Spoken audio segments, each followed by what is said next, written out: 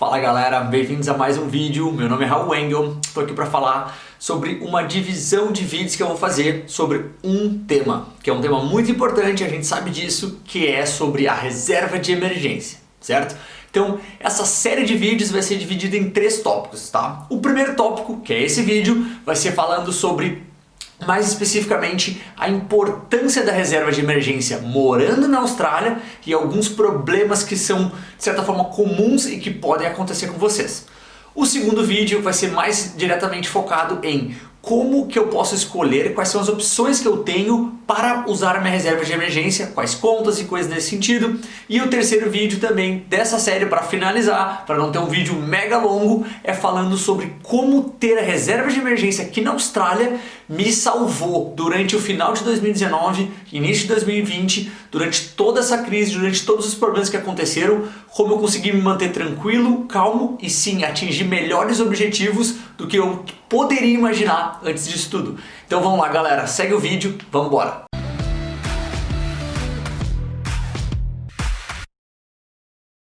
Bom gente, o primeiro ponto que eu queria tocar nisso tudo é o problema, a ansiedade e às vezes o desespero que pode acontecer com a gente por não ter uma reserva de emergência, por não ter uma graninha extra salva morando aqui na Austrália, tá? Os cenários e as situações que acontecem aqui são bem diferentes do que pode acontecer com a gente no Brasil.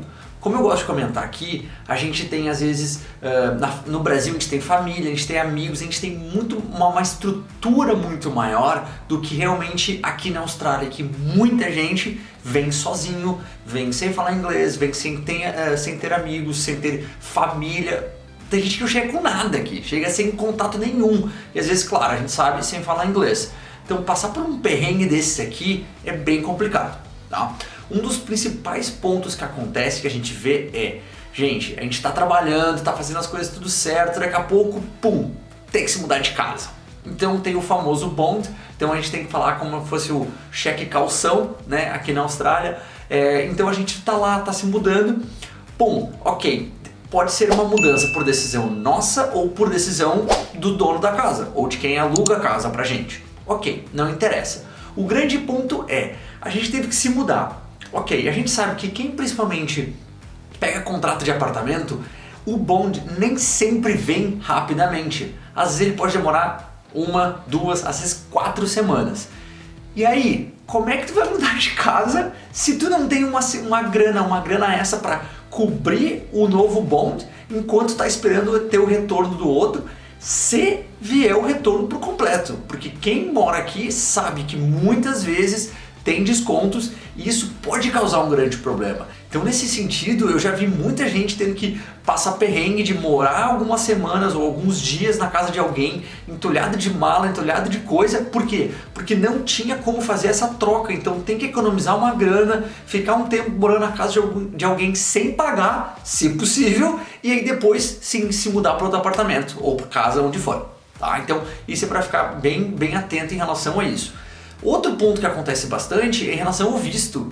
Então às vezes a gente está trabalhando, está fazendo as coisas tudo certinho e daqui a pouco, pum, perdeu o emprego, ou o visto está chegando, ou o curso, o preço aumentou, decidiu fazer uma faculdade em vez de fazer um curso vocacional.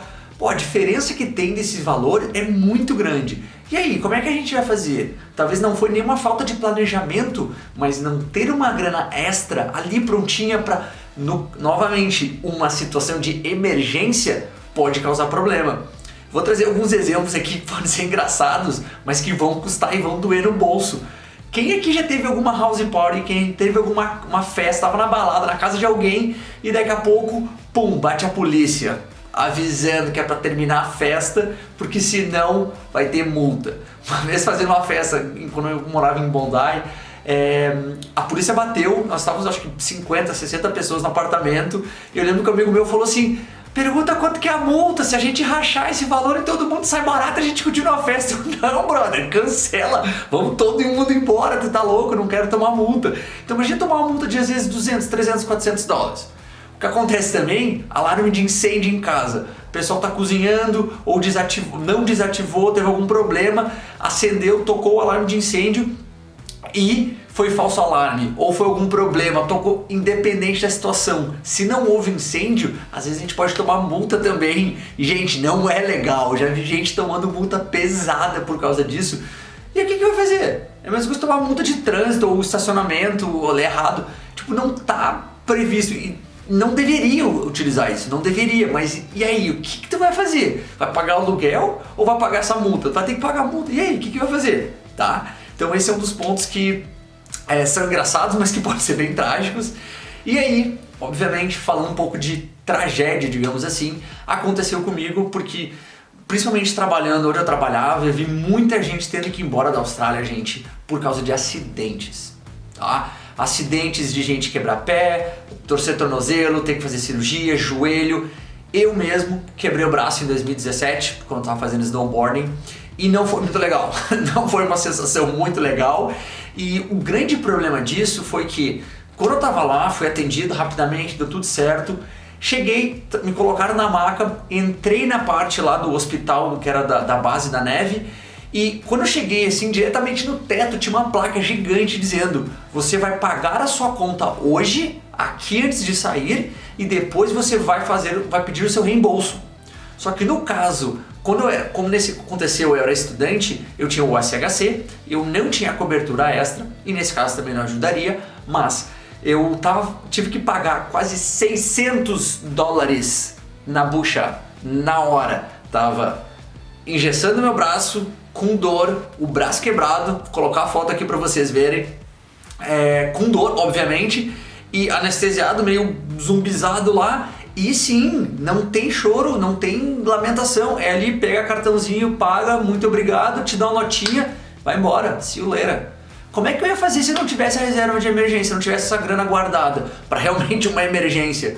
Eu tive muita sorte que eu estava trabalhando no escritório, eu consegui, quem lembra de mim nessa época, eu estava com o braço esquerdo engessado, e conseguia trabalhar com a mão direita, porque eu usei o tempo que eu tinha, o sick leave que eu tinha no trabalho, tudo certo, a empresa me deu um apoio gigante, mas o ponto é, e aí? Se eu não tivesse aquele trabalho, ou se eu não tivesse uma grana guardada para me sustentar? Porque depois disso, gente, eu tive que fazer 6 meses de fisioterapia, e aí que entra eu não ter os extras do SHC.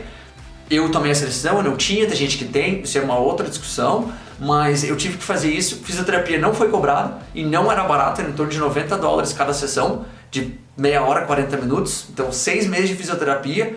Além disso, tive que fazer raio-x.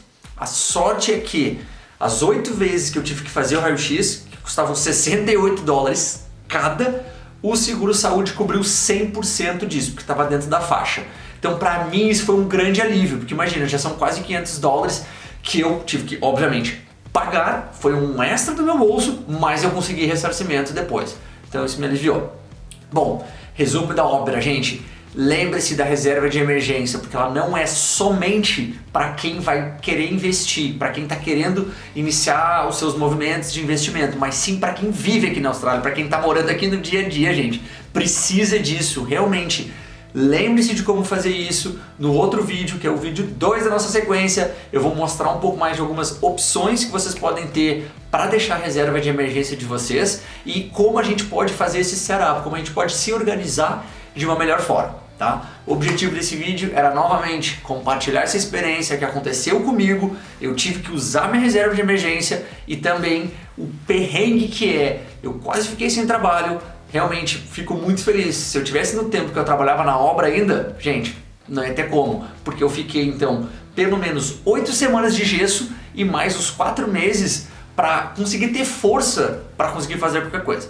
Tá bom? Se tiver algum exemplo, alguma coisa que vocês já tiveram de perrengue, por favor, deixa aqui nos comentários, compartilha com o pessoal, porque eu acho que isso é importante, a gente saber de situações e eventos que podem acontecer com a gente, saber que a gente nem imagine e que a gente possa estar preparado de uma melhor forma. Novamente, como cuidar do nosso dinheiro, cuidar da gente e ter um futuro a alcançar nossos objetivos aqui na Austrália. Tá bem, gente? Muito obrigado, fiquem ligados, tem a parte 2 e a parte 3 desse vídeo sobre reserva de emergência. Fiquem ligados, vou deixar nos comentários e vamos embora, gente. Mais uma vez, muito obrigado e continuem investindo na gringa.